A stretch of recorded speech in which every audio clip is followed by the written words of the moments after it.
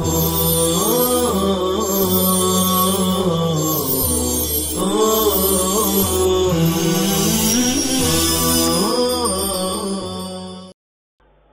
الله الرحمن الرحيم. الحمد لله رب العالمين والعاقبة للمتقين والصلاة والسلام على سيد الأنبياء والمرسلين سيدنا وحبيبنا وحبيب رب العالمين محمد وعلى آله وأصحابه ومن هدى بهديه إلى يوم الدين. قال الله تبارك وتعالى في كتابه المجيد والفرقان الحميد: فأعوذ بالله من الشيطان الرجيم. بسم الله الرحمن الرحيم. إن وعد الله حق فلا تغرنكم الحياة الدنيا ولا يغرنكم بالله الغرور. وقال تبارك وتعالى: وما النصر إلا من عند الله العزيز الحكيم. وقال أيضا: إنا لننصر رسلنا والذين آمنوا في الحياة الدنيا ويوم يقوم الأشهاد.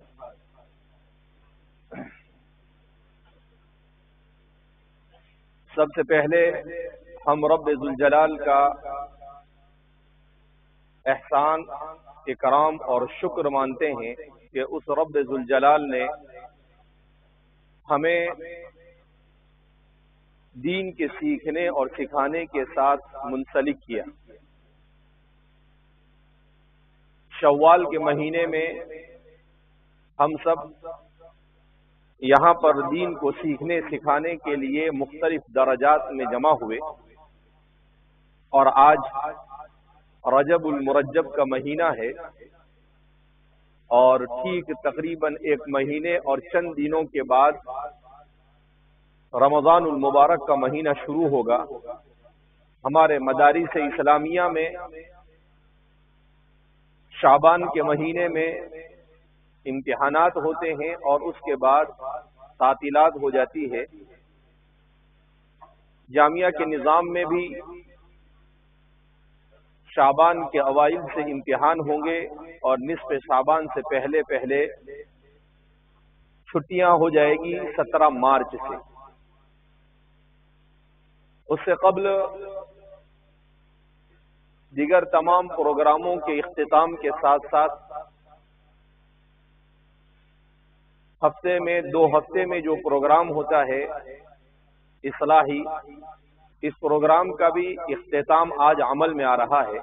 دراصل تو یہ جمعہ کے دن ہونا چاہیے، مگر گزشتہ جمعہ کو قاری صاحب نے کہا کہ قاری صاحب ہمارے دعوت کے امیر ہے، تو اس لیے جمعہ ہفتہ 15 دن کے بیان میں قاری صاحب جیسا کہے ویسا کرنا پڑتا ہے۔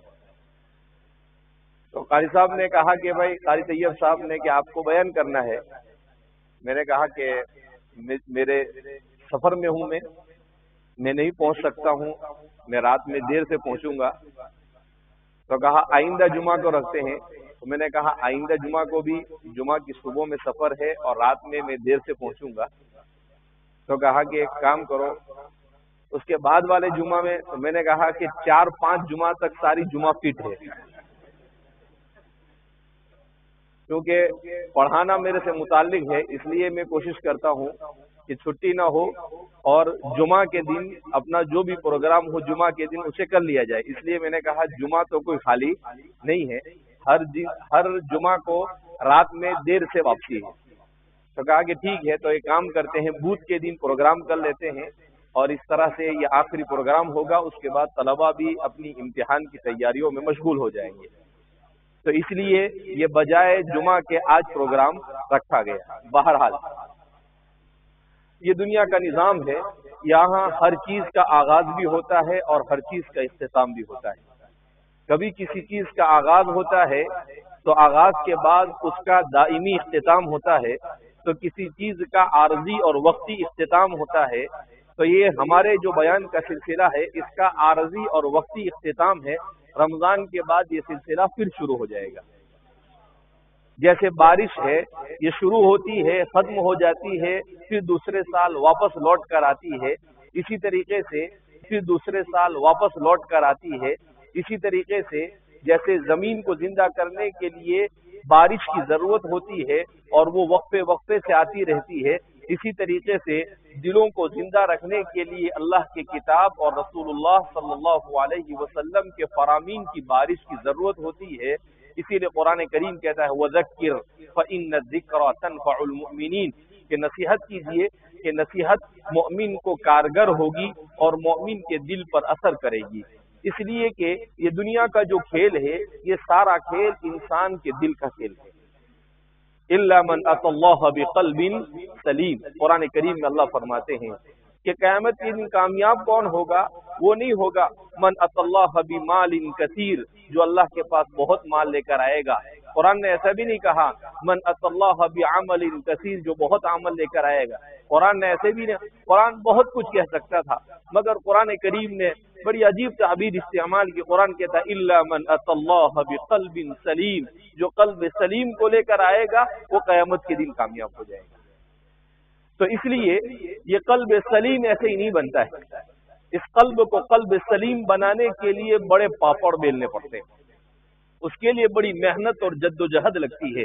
حضرات انبیاء کرام علیہم السلام کی بعثت یہ انسانوں کے قلوب کو قلوب سلیمہ بنانے کے لیے، وہ اسی لیے اس دنیا میں آئے، ورنہ کیا ہے یہ دنیا میں انسان ہے، انسان سے بھی زیادہ ذہین مخلوق اللہ کی پائی جاتی ہے۔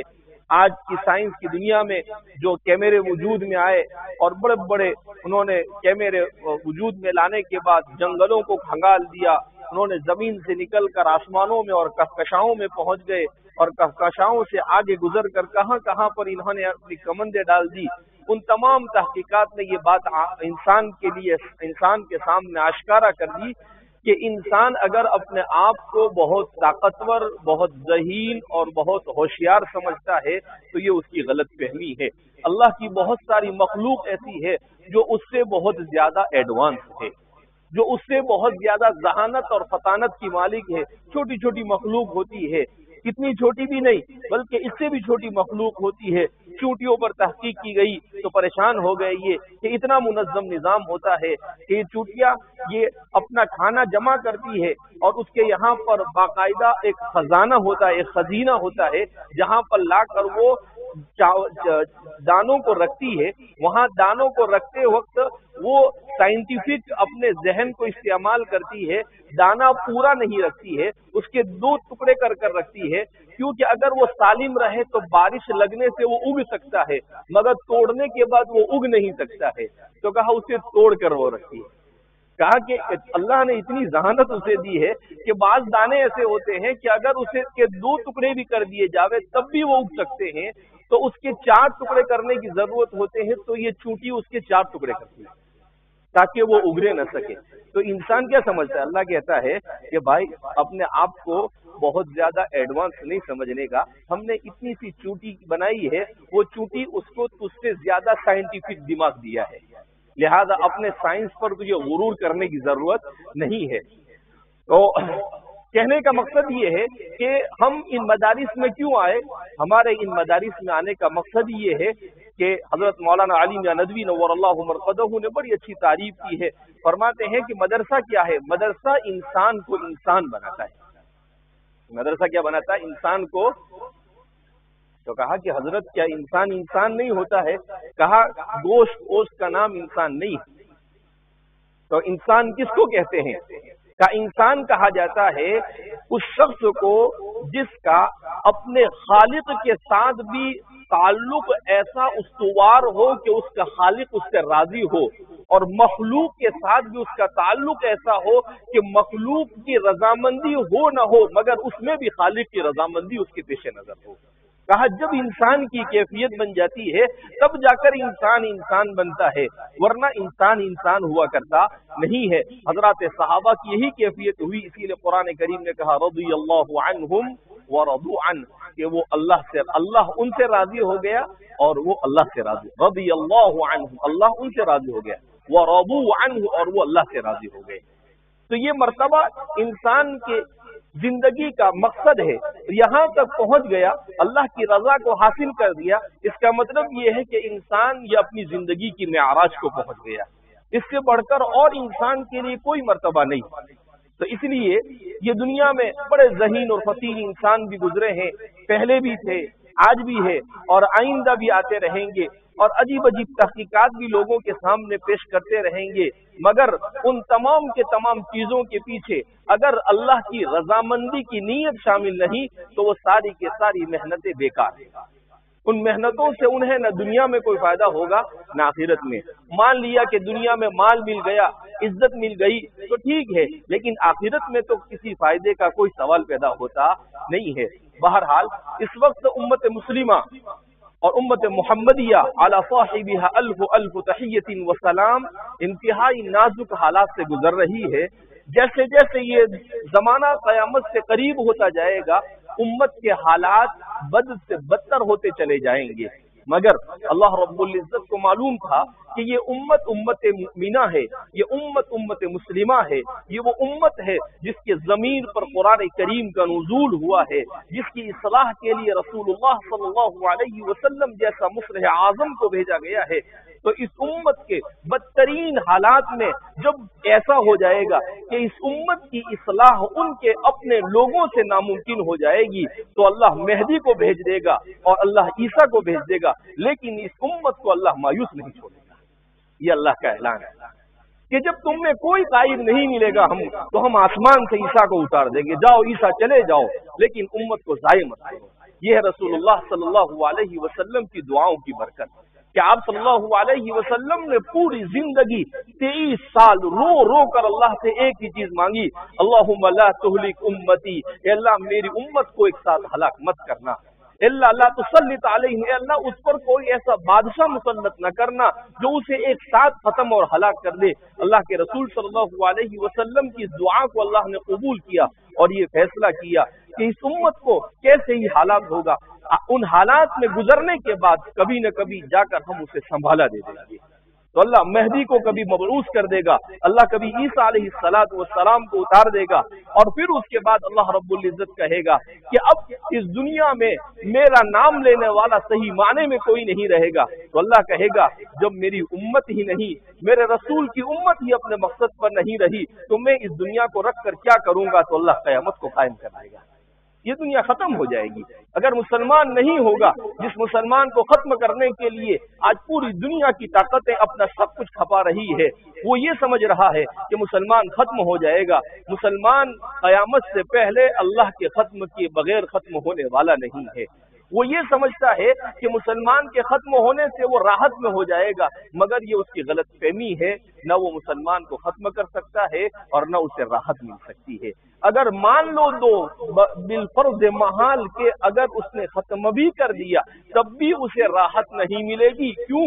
الا بذکر اللہ تطمئن القلوب، کسی کو مارنے سے راحت نہیں ملتی ہے، کسی پر ظلم کرنے سے راحت نہیں ملتی ہے، کسی کو ستانے سے راحت نہیں ملتی ہے، کسی کی عزت کو لوٹنے سے راحت نہیں ملتی ہے، کسی کے اوپر حملہ کرنے سے راحت نہیں ملتی ہے۔ راحت ملتی ہے اللہ کے ساتھ اپنے کنیکشن کو مضبوط کرنے سے، اللہ کے ساتھ اپنے تعلق کو مضبوط کرنے سے۔ جب بندے کا تعلق اللہ سے مضبوط ہوتا ہے تو قرآن کہتا ہے الا بذکر اللہ تطمئن القلوب، جس کو ذکر کی لذت حاصل ہو جاتی ہے اس کے سامنے دنیا کی تمام چیزیں ہیں۔ عبد القادر جیلانی فرمایا کرتے تھے ہمیں ذکر اور عبادت اور اطاعت میں ایسی لذت محسوس ہوتی ہے، وہ قسم کھا کر کہتے تھے قسم بخدا اگر اس لذت کا اندازہ بادشاہوں کو ہو جاوے تو وہ ہمارے ساتھ جھگڑنا اور لڑنا شروع کر دیں گے۔ جو لذت اور جو ہمیں اس عبادت اور اطاعت میں جو لذت محسوس ہوتی ہے اگر ان کو اس کا احساس ہو جائے تو اس لیے اللہ کے رسول صلی اللہ علیہ وسلم نے فرمایا قرۃ عینی فی الصلاۃ، نماز میری آنکھوں کی ٹھنڈک۔ تو اس لیے قرآن کریم کی آیت کریمہ میں نے اسی لیے پڑھی کہ اس امت کو سنبھالا دینا یہ علماء کی ذمہ داری ہے، اس امت کو مایوسی کی حالت میں امید کی کرن جگانا اس میں یہ علماء کی ذمہ داری ہے۔ قرآن کریم کی آیت کریمہ اللہ رب العزت نے اتنی آیت کریمہ قرآن میں اس امت کی مدد اور نصرت کے لیے بیان کی ہے کہ ان آیتوں کو پڑھتا ہے آدمی تو بد سے بدتر حالت میں بھی اس کا دل مطمئن ہو جاتا ہے۔ قرآن کریم میں اللہ کیا فرماتے ہیں ان وعد اللہ حق فلا تغرنکم الحیاۃ الدنیا ولا یغرنکم باللہ الغرور۔ تو قرآن کریم میں اللہ کیا فرماتے ہیں؟ ان وعد اللہ حق، اللہ نے وعدہ کیا ہے، کیا وعدہ کیا ہے؟ انتم الاعلون، کہ تم ہی سربلند رہو گے۔ اب جب اللہ نے وعدہ کر دیا تو اللہ فرماتے ہیں ان وعد اللہ حق فلا تغرنکم الحیات الدنیا۔ اب سمجھ میں نہیں آتا کہ مسلمان ہے، مومن ہے، سب کچھ ہے، اس کے باوجود اتنا پریشانی میں مبتلا ہے، حالات ہے اس کے اوپر، تو اللہ فرماتے فلا تغرنکم الحیات الدنیا، اے مومنوں اور اے مسلمانوں، یہ تم پر جو حالات ہے وہ اس لیے کہ تم دنیا کے دھوکے میں مبتلا ہو گئے، تم دنیا کی چکا چوند کے پیچھے دوڑنے لگے، تم نے دنیا کی عارضی لذت کو اپنے لیے سب کچھ سمجھ لیا۔ جب تم یہ سمجھنے لگو گے تو اللہ کا وعدہ اور اللہ کی نصرت ٹھہر جائے گی، وہ اترے گی نہیں، وہ نازل نہیں ہوگی۔ وہ نصرت جو نبی کریم صلی اللہ علیہ وسلم کے اصحاب پر مقام بدر میں نازل ہوئی، وہ نصرت جو خود نبی کریم صلی اللہ علیہ وسلم کے ساتھ قرآن کریم میں اللہ کے رسول سے صاف کہا گیا لَيَعْصِمُكَ مِنَ النَّاسِ، کے لوگوں سے بچانے کی ذمہ داری ہماری ہے آپ۔ تو آپ صلی اللہ علیہ وسلم کا ایمان اور یقین دیکھیے کیسا زبردست تھا۔ جیسے ہی اس آیت کریمہ کا نزول ہوا، سیدنا حضرت زبیر بن العوام فرماتے ہیں کہ میں آپ صلی اللہ علیہ وسلم کی ہمیشہ حواری رسول تھے، تو آپ کے اوپر کوئی دشمن حملہ نہ کرے اس لیے آپ کے ساتھ میں سائے کی طرح رہتا تھا، اور یہ کوشش کرتا تھا کہ آپ کے ساتھ ہمیشہ رہوں تاکہ کوئی آپ کو نقصان نہ پہنچا سکے۔ لیکن جیسے ہی آیت کریمہ کا نزول ہوا، حضور نے آواز دی اے زبیر بن العوام، اللہ نے مجھ سے کہہ دیا ہے کہ میں لوگوں کے شر سے تمہیں بچا لوں گا، جاؤ تم گھر پر چلے جاؤ، مجھے کسی حارس کی ضرورت نہیں ہے، مجھے کسی باڈی گارڈ کی ضرورت نہیں ہے۔ اسی لیے اللہ کے رسول صلی اللہ علیہ وسلم کا ایمان کیسا زبردست کہ دیکھ رہے ہیں، پاؤں دکھ رہے ہیں، غار میں سے پاؤں دکھ رہے ہیں، کس کے پاؤں دکھ رہے ہیں؟ دشمن کے، ان کے اونٹوں کے پاؤں دکھ رہے ہیں۔ حضرت ابوبکر صدیق جیسا آدمی وہ کانپ اٹھا، اور اللہ کے رسول صلی اللہ علیہ وسلم ایسا عجیب جملہ فرماتے ہیں لا تحزن ان اللہ معنا، اے ابوبکر تو گھبرا مت، اللہ ہمارے ساتھ۔ حضرت موسیٰ علیہ السلام بھی جب سمندر کے کنارے پر پہنچے تو پیچھے فرعون ہے اور آگے سمندر ہے، بنو اسرائیل کوسنے لگے، تھے ہی کوسنے والی قوم، تو موسیٰ علیہ السلام کو کہنے لگے تم مارنے کے لیے ہم کو یہاں پر لے کر آئے تھے، کیوں؟ اب کہاں جائیں گے ہم؟ پیچھے دشمن ہے اور آگے سمندر ہے۔ تو موسیٰ علیہ السلام نے اس موقع پر بھی کیا کہا؟ ان معی ربی سیہدین، میرا رب میرے ساتھ ہے، وہ ضرور میرے لیے کوئی سبیل نکالے گا۔ ان معی ربی سیہدین، کیا اس سے زیادہ نازک اور کوئی گھڑی ہو سکتی ہے کہ ادھر بھی دشمن ادھر بھی دشمن، نہ پیچھے بھاگ سکتے ہیں اور نہ آگے بھاگ سکتے ہیں، آگے بھاگے تو سمندر میں ڈوب جائیں گے، پیچھے بھاگے تو دشمنوں کے ہاتھ پکڑے جائیں گے، کوئی سبیل نہیں مگر قربان جائیے ایمان موسیٰ پر کہ موسیٰ کیا کہتے ہیں ان معی ربی سیہدین، میرا رب میرے ساتھ ہے، وہ ضرور کوئی راستہ نکالے گا۔ تو یہ ہے انبیاء کا ایمان۔ تو قرآن کریم کی آیت کریمہ نے کہا کہ جہاں دنیا کی محبت تمہارے دلوں میں گھر کرے گی اور تم دنیا سے محبت کرنے لگ جاؤ گے، تم اللہ اور اس کے رسول سے وہ محبت نہیں کرو گے جو مطلوب ہے، تو پھر اس دنیا میں تم پر حالات آئے۔ تو یہ جو حالات ہے، اس حالات کے ذمہ دار ہم خود ہیں، ہمارے اعمال اور ہماری بد اخلاقی، ہماری بد کرداری ہے کہ ہم اجتماعی طور پر اللہ سے دور ہو چکے ہیں، اللہ سے تعلق مضبوط نہیں ہمارا۔ جب اللہ سے تعلق مضبوط نہیں ہوتا ہے تو انسان طاقت کے باوجود بھی کسی کام کا نہیں ہوتا ہے، اور جب اللہ سے تعلق مضبوط ہو جاتا ہے تو بے سر و سامانی میں بھی انسان کیا ہو جاتا ہے؟ کھڑا ہو جاتا ہے۔ بدر میں صحابہ کے پاس کون سے اسباب تھے؟ سامنے والے کے پاس 1000 اونٹ تھے، 300 سے زیادہ گھوڑے تھے، اور یہاں 2 گھوڑے تھے۔ کتنے گھوڑے تھے؟ کوئی مقابلہ اور مقارنہ نہیں، کہاں 2 اور کہاں 300۔ ادھر ایک بھی اونٹ نہیں اور ادھر 1000 اونٹ، ایک بھی اونٹ نہیں، زیرو، کوئی مقابلہ نہیں، مگر اللہ پر یقین مضبوط تھا، تو بے سر و سامانی میں بھی وہ کیا ہو گئے؟ کامیاب ہو گئے، کیونکہ اللہ رب العزت کس کے ہاتھ میں ہے؟ اللہ کے ہاتھ۔ سلطنت کس کے ہاتھ میں ہے؟ اللہ کے ہاتھ۔ یہ دکھتا ایسا ہے دنیا میں لوگوں کے ہاتھ میں نہیں، فیصلے اوپر سے ہوتے ہیں۔ ان العزت للہ جميعا تعز من تشاء وتذل من تشاء۔ بادشاہت کس کے ہاتھ میں ہے؟ اللہ کے ہاتھ میں۔ ہم ایسا سمجھتے ہیں کہ یہ لوگ چن کے آ جاتے ہیں اور یہ بادشاہ بن جاتے ہیں، ان کی کیا اوقات ہے یہ بادشاہ بنیں گے، اور ان کی کیا اوقات ہے کہ یہ کرسیوں پر بیٹھیں گے؟ نہیں، یہ اللہ کی طرف سے فیصلے ہوتے ہیں۔ جب انسانوں کے اعمال بگڑتے ہیں تو اللہ رب العزت ایسے ہی لوگوں کو کیا کر دیتے ہیں؟ کرسیوں پر بٹھا دیتے ہیں، جیسے آج ہمارے اوپر بیٹھے ہوئے ہیں۔ حدیث میں ہے اعمالکم عمالکم، تمہارے اعمال ہی تمہارے عمال ہے۔ تم برائی کرو گے تو ہم بٹھائیں گے مودی اور یوگی کو،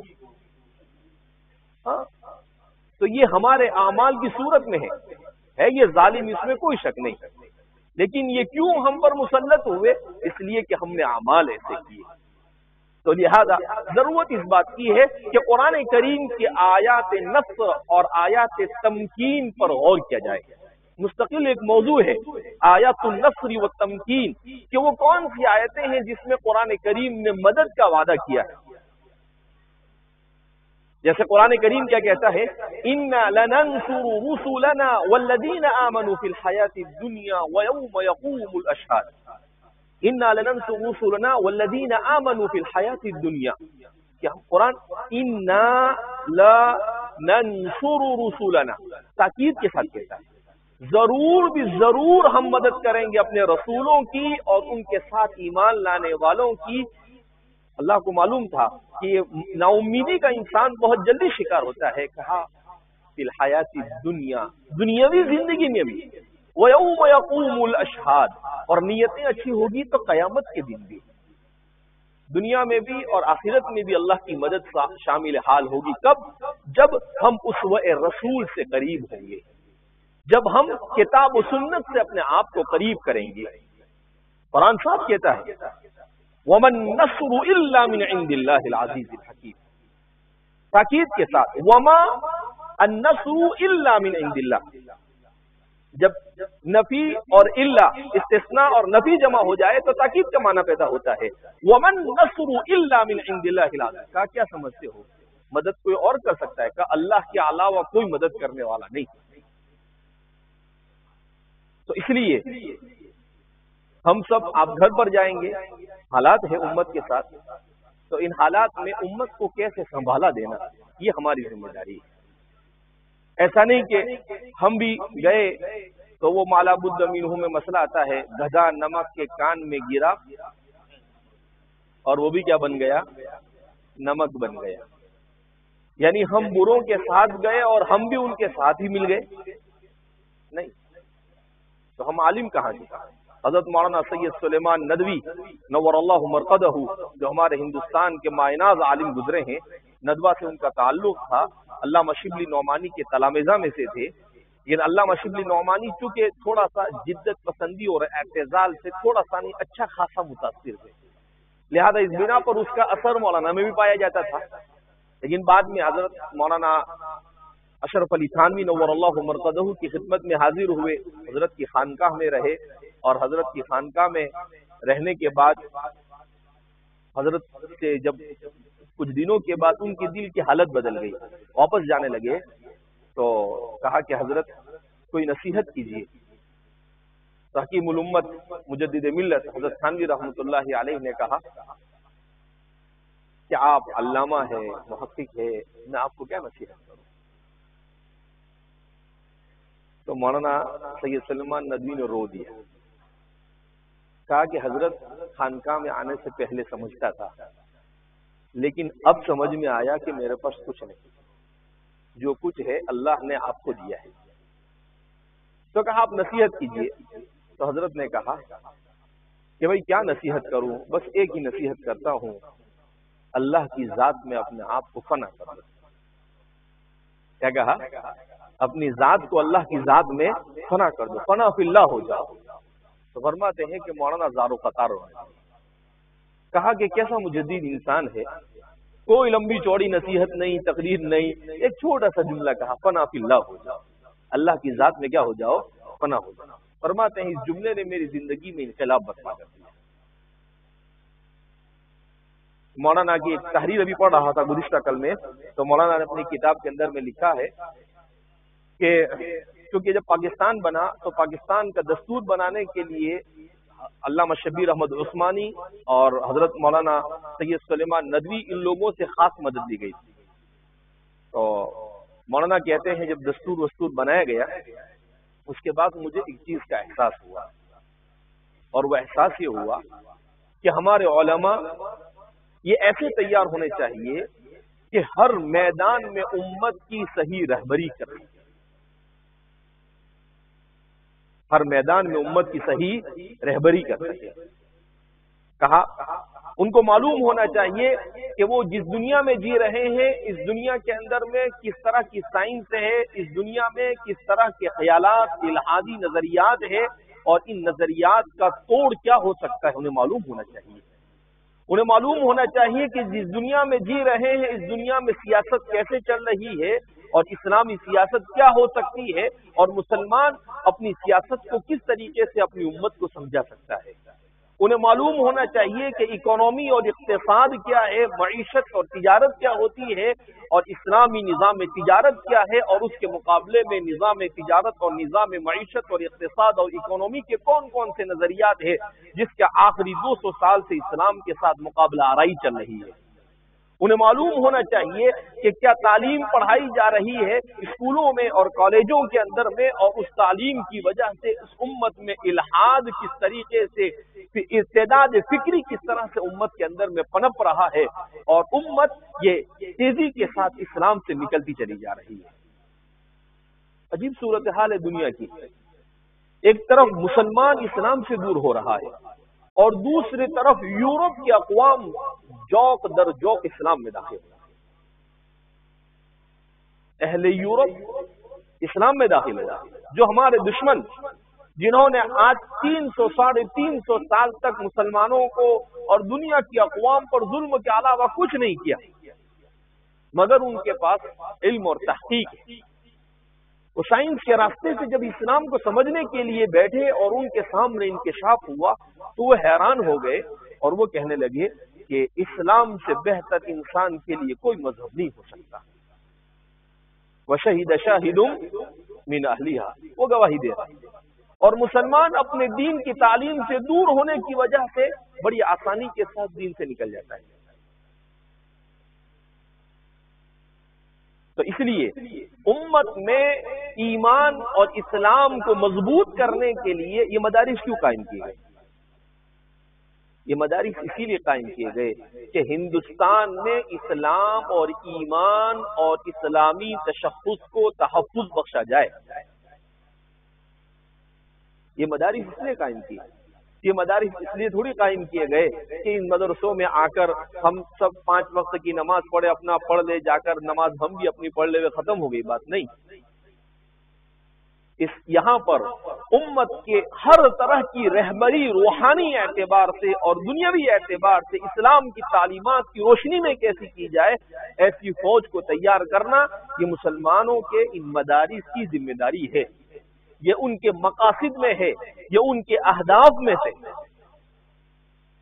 لہذا جتنی بڑی ذمہ داری ہم اہل مدارس پر ہے، اس سے بڑی ذمہ داری دنیا میں کسی بھی قوم پر نہیں. کالج والے پر یہ ذمہ داری نہیں.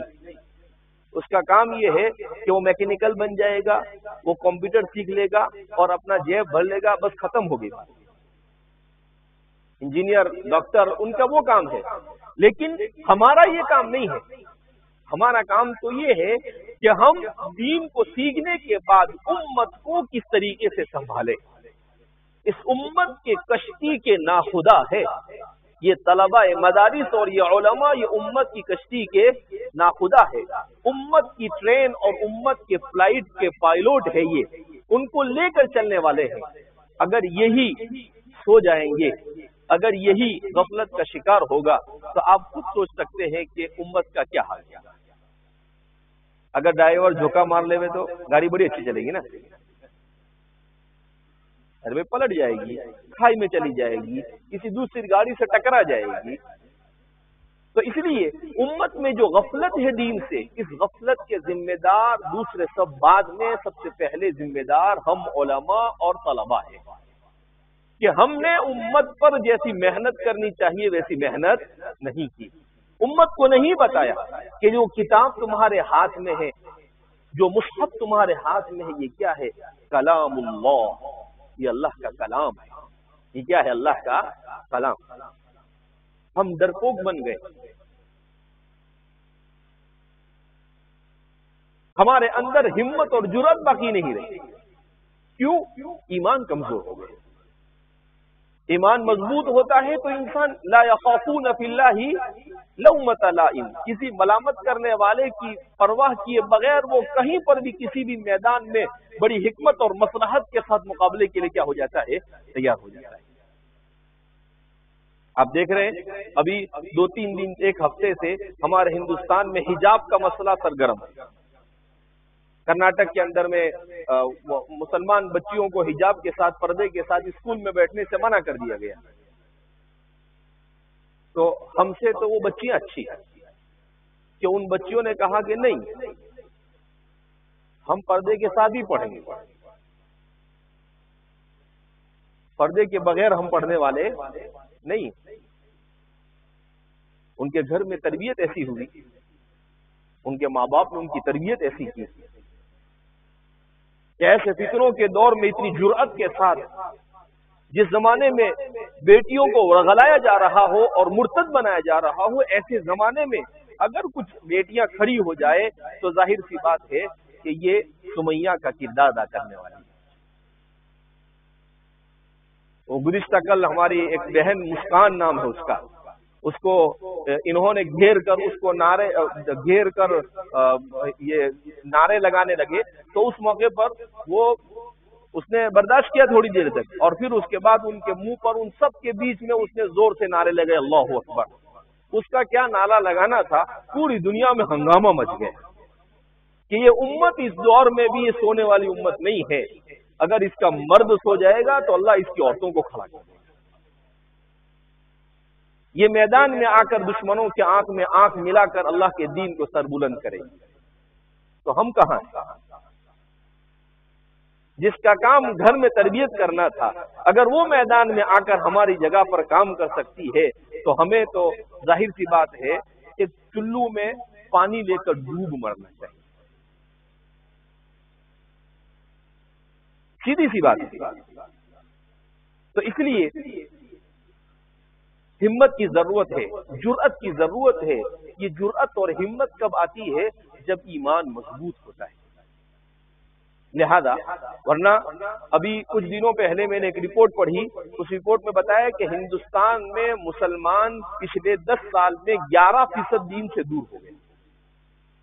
کتنے فیصد؟ 11% بہت بڑی تعداد ہے کہ 2016 میں جب سروے کیا گیا اس وقت مسلمانوں کے 97% لوگ ایسے تھے جو نماز صلات اگرچہ کم کرتے ہو لیکن دین سے محبت کرتے تھے، والذین آمنوا اشد حبا للہ، اس کا مظاہرہ کرتے تھے۔ لیکن جب 2021 میں انہوں نے دوبارہ سروے کیا تو یہ نتیجہ سامنے آیا کہ مسلمان اب مشکل سے 85% مسلمان ایسا ہیں جو اپنے آپ کو اسلام سے وابستہ رکھنا چاہتے ہیں۔ یعنی آپ یہ سوچ سکتے ہیں کہ کتنا بڑا ارتداد کا طوفان ہندوستانی مسلمانوں کے سروں پر منڈلا رہا ہے۔ یہ ہمارے لیے بڑی فکر کی بات ہے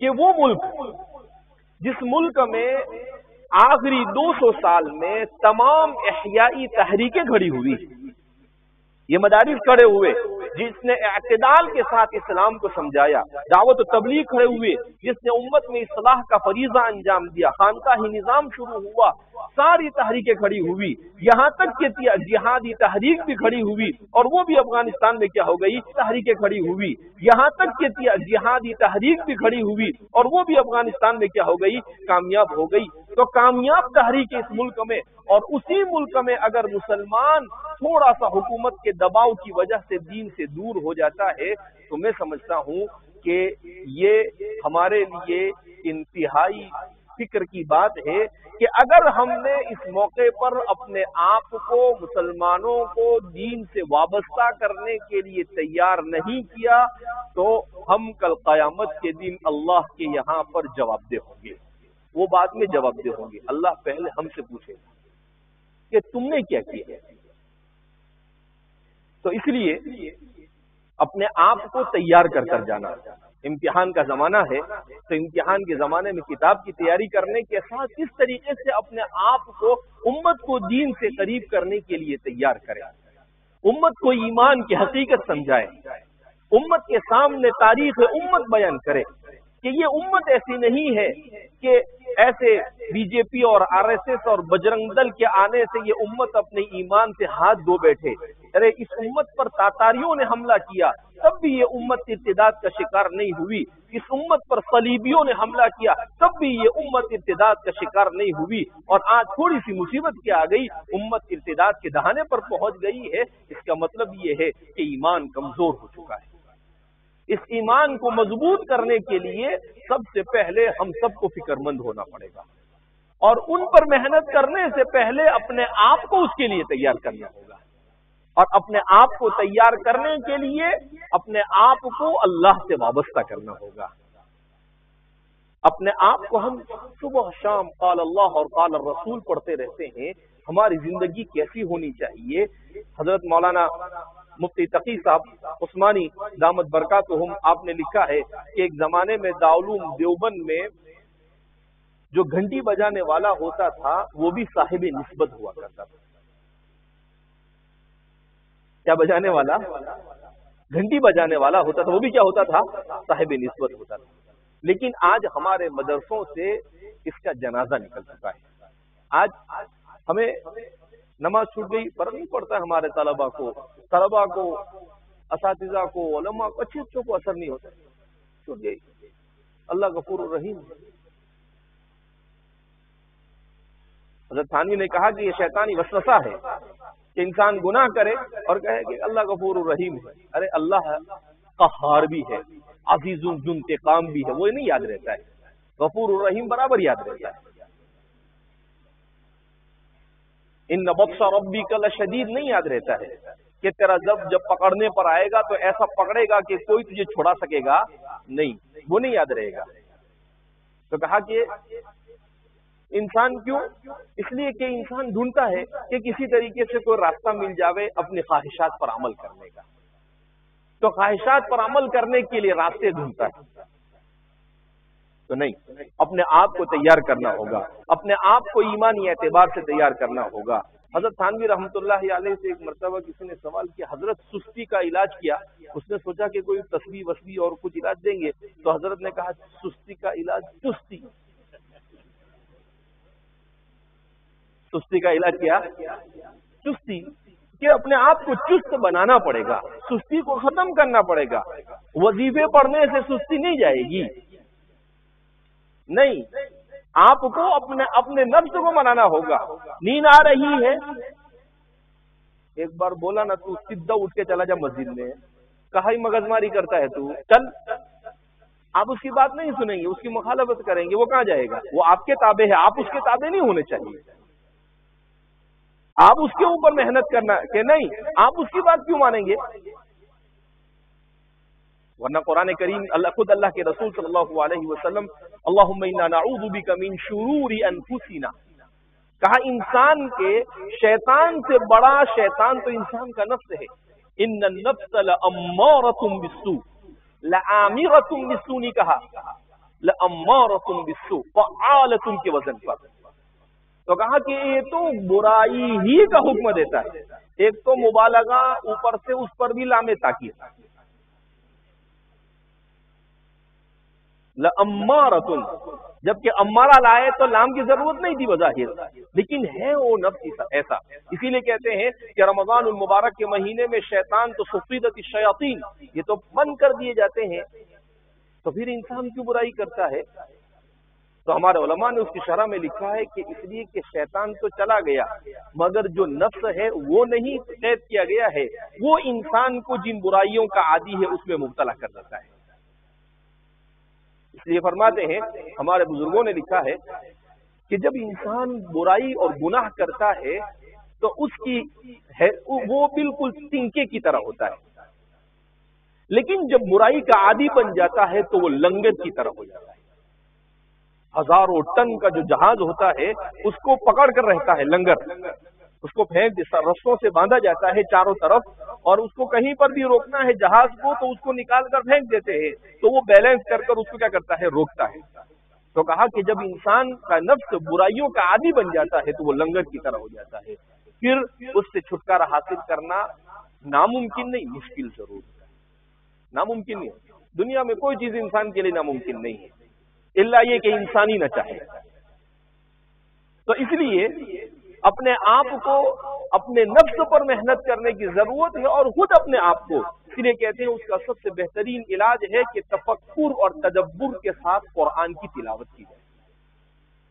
تفکر اور تدبر کے ساتھ، ایسے ہی نہیں خالی پڑھتے الحمدللہ نہیں، تفکر اور تدبر کے ساتھ قرآن کو پڑھا جائے تو اس کے پڑھنے سے انسان کے دل پر ایک عجیب کسی کیفیت طاری ہوتی ہے. قرآن کریم کہتا ہے نا افلا يتدبرون القرآن ام علی قلوب اقفالها، کیا تمہارے دلوں پر تالے پڑے ہوئے ہیں، اللہ کی کتاب کو سمجھنے کے لیے تیار نہیں ہو؟ لہذا ہم مطالعہ کریں، پڑھے، ذکر کرے، دعا کرے، اللہ رب العزت سے اپنے تعلق کو مضبوط کرنے کی کوشش کریں، اور امت کے پاس جانے سے پہلے امت میں کس طرح سے ایمان کو مضبوط کرنے کی محنت کرنی ہے اس کے لیے اپنے آپ کو ابھی سے کیا کریں، تیار کریں. یہ موبائل ساتھ میں آنے والا نہیں، یہ موبائل جہنم میں لے جائے گا. یہ کہاں لے جائے گا؟ میں کہتا ہوں اس کو حفرۃ من حفر النار فی الدنیا، یہ دنیا ہی میں جہنم کا گھڑا ہے. جس کو اس کا چسکا لگا خسر الدنیا والآخرہ، نہ دنیا ہاتھ لگے گی نہ آخرت ہاتھ لگے گی. کیا ہوتا ہے بس ایسے بہت سارے لوگ تو موبائل کا نام آئے تو سننے کو بھی تیار نہیں ہوتے، کہا کہ بس اٹھا پٹک آخر میں تو موبائل پہ ہی آتے ہیں. تو ہے ہی مصیبت وہ اتنی بڑی کہ اس پر آنا ہی پڑتا ہے، اس کے بغیر کوئی اصلاحی موضوع اس زمانے میں ختم ہی نہیں ہوتا ہے. کیوں؟ اس لیے کہ لت لگی ہوئی ہے، اس کا نشہ سوار ہے ہمارے نوجوانوں پر، اور اسی نے ہمیں تباہی کے دہانے پر پہنچا دیا ہے. یہودی اپنے بچوں کو موبائل نہیں دیتے. یورپ میں انٹرنیٹ بہت مہنگا ہے، ہمارے ہندوستان میں سب مہنگا اور انٹرنیٹ سستا. یہ سوچنے جیسی بات ہے، یہ اس امت کو تباہ کرنے کا منصوبہ ہے. اس طریقے سے کہ ان کو ایسی چیز میں لگا دو کہ جس میں یہ کسی کام کے اور کسی مصرف کے نہ رہے. تو اس لیے ہمارے اس زمانے کے جو اکابرین اور بزرگان دین ہیں وہ صاف کہتے ہیں کہ نوجوانوں کے لیے، اب تک تو نوجوانوں کے لیے تھا، لیکن اب تو ہر انسان کے لیے یہ کسی عظیم فتنے سے کم نہیں ہے. لہذا اس سے اپنے آپ کو بچانے کے لیے خود اس پر محنت کرنی ہوگی. اس کا سیدھا سادہ راستہ کیا کہ بھئی ہم پڑھنے کے لیے آئے، ہمیں موبائل کی کیا ضرورت؟ اگر رکھنا ہی ہے تو سادہ موبائل رکھیں. آپ ظاہر سی بات ہے 2-4 آنکھ والا شیطان رکھیں گے تو وہ تو آپ کو تباہی ہی کی طرف لے جائے گا. اب جب ہوگا جیب میں تو وہ برائی کی طرف لے جائے گا. تو بہت سارے کیا بولتے ہیں ہم کتاب پڑھتے ہیں. ارے بھائی کتب خانے نہ جا کے پڑھنا وہاں پر، موبائل میں کیا ضرورت ہے پڑھنے کی؟ تو اس لیے یہ ہمارے، لیکن الحمدللہ بڑی خوشی ہوئی، ہمارے جو مسابقات ہوئے ان مسابقات میں آپ طلباء نے بڑی محنت کی. جنہوں نے کی انہوں نے کی، نحو ہے، صرف ہے، ادب ہے، بلاغت ہے، اس کے جو مسابقات ہوئے ان مسابقات میں آپ نے بڑی اچھی محنت کی، اور انشاءاللہ آپ کو بہت اچھا انعام بھی ملنے والا ہے. لیکن وہ انعام ملے گا تو اس انعام سے موبائل مت لینا، یا تو اپنے ماں باپ کو دے دینا اس لیے کہ بیچارے بڑے کشمکشی کی حالت سے گزر رہے ہیں، یا پھر کتاب خرید لینا، لیکن اس کو ایسی چیز میں انسان نہ خرچ کرے کہ جس میں انسان کو نہ دنیا کا فائدہ ہو نہ آخرت کا فائدہ، بلکہ انسان کا نقصان ہوتا ہو۔ تو اس لیے ہمارے کمروں میں، کلاسوں میں کچھ بچے ایسا وَلْتَكُن مِّنكُمْ أُمَّةٌ، تمہیں میں سے کچھ ایسے ہونے چاہیے کہ جو ان برائیوں سے لوگوں کو روکے۔ ہونا تو کیا چاہیے کہ جیسے اللہ کے رسول صلی اللہ علیہ وسلم کے زمانے میں شراب کے عادی تھے نا، کون؟ صحابہ۔ وہ حضرت علی رضی اللہ تعالیٰ عنہ نے ایک مرتبہ نماز پڑھائی اور کیا کہا؟ قُلْ یَا أَیُّہَا الْکَافِرُونَ أَعْبُدُ مَا تعبدون، کہ ہم اسی کی عبادت کریں۔ تو بعد میں آ کر کہا کہ نشے کی حالت میں انہوں نے پڑھا تو قرآن نے آیت نازل کیا کہا؟ یا ایھا الذین آمنوا لا تقربوا الصلاۃ وانتم سکارى۔ اب وہ ایسے عادی تھے کہ ایسے لوگ بھی شراب پیتے تھے، لیکن جب اللہ کے رسول صلی اللہ علیہ وسلم کے صحابہ پر شراب کی حرمت نازل ہوئی تو آپ نے پڑھا نا، صحابہ نے شرابوں کو کیا کیا؟ بہا دیا۔ مدینہ کی گلیوں کے اندر میں گویا بارش ہو گئی اور اس طرح سے انہوں نے بہا دیا۔ یہ اپنی وہ شراب نہیں بہی، وہ اپنے نفس کی قربانیاں تھی، صحابہ کی اپنی خواہشات کی قربانیاں تھی، جس کو انہوں نے قتل کر دیا، وہاں پر اس کا خاتمہ کر دیا، اور اس طریقے سے وہ انہوں نے اس لعنت سے چھٹکارا پایا۔ اس لیے ضرورت اس بات کی ہے کہ ہمارے طلباء یکسوئی کے ساتھ اگر اپنے آپ کو امت کا مصلح بنانا چاہتے ہیں، خیر الناس انفعهم للناس بنانا چاہتے ہیں، تو اپنے آپ کو قرآن سے وابستہ کرنا ہوگا، نماز کو دلچسپی سے پڑھنا، کھانا پوری کے طور پر نہیں، کھانا پوری کے طور پر کہ آپ کو دھکے مار کر لائے مسجد میں تو آپ نے نماز پڑھی، آپ کی حاضری لی تو آپ نے نماز پڑھی، آپ کلاس میں آئے حاضری لی تو نہیں، آپ کو اپنے شوق سے، ارے بھائی اللہ نے جب ایک فتنوں کے دور میں ہمیں یہاں پر جمع کر دیا ہے، ہمارے لیے اس سے بڑی اور کوئی نعمت نہیں ہو سکتی ہے، اس نعمت کا زندگی بھر بھی ہم شکر ادا کریں تو اللہ کا شکر نہیں ادا کر سکتے۔ یہ طلب علم اتنی بڑی نعمت ہے، اس نعمت کے لیے مامون الرشید، اس کے بارے میں آتا ہے وہ خلیفۃ المسلمین تھا، تو اس نے ایک مرتبہ کہا کہ میری یہ خواہش ہے کہ میں حدیث کی مجلس میں بیٹھوں، تو دوسرے دن کیا ہوا، اس کے سارے وزراء یہ حدیث کی کتاب لے کر آ کر بیٹھ گیا اور کہا حضرت پڑھائیے آپ، تو وہ یوں کر ان کا منہ دکھتا ہے، کہا کہ یہ طالب علم ہے، کہا جاؤ کام کرو تمہارا، تم طالب علم نہیں بن سکتے ہو، طالب علم وہ بنتا ہے جس کو اللہ اپنے لیے منتخب کرتا ہے، تو یہ اصطفاء من اللہ ہے، جب اللہ نے ہمیں منتخب کیا ہے اور اس کے بعد اگر ہم اپنے آپ کو نہیں بنا سکے تو اس کا مطلب یہ ہے کہ ہماری اپنی کمی اور ہمارا اپنا قصور ہے۔ اللہ رب العزت ہم سب کو امت کی اصلاح کے لیے بہترین انسان بننے کی توفیق مرحمت فرمائے۔ اللہ رب العزت جیسے سال بھر ہم عبادت کے ساتھ، ریاضت کے ساتھ، محنت کے ساتھ علم حاصل کرتے رہے، ہم آئندہ بھی اسی طریقے سے دلچسپی کے ساتھ اللہ کے دین سے وابستہ ہو جائے اور امت کو سنبھالنے کی کوشش کرے اور اپنے آپ کو اس کے لیے تیار کرے۔ اللہ ایسی توفیق مرحمت فرمائے، اللہ اپنی رضا والے اعمال کی توفیق مرحمت فرمائے، اور اللہ رب العزت امت مسلمہ ہندیہ کی اور پوری دنیا کے مسلمانوں کی جان، مال، عزت، آبرو کی حفاظت فرمائے، اور اللہ رب العزت اپنی ناراضگی سے ہم سب کی حفاظت فرمائے۔ وآخر دعوانا الحمد للہ رب العالمین۔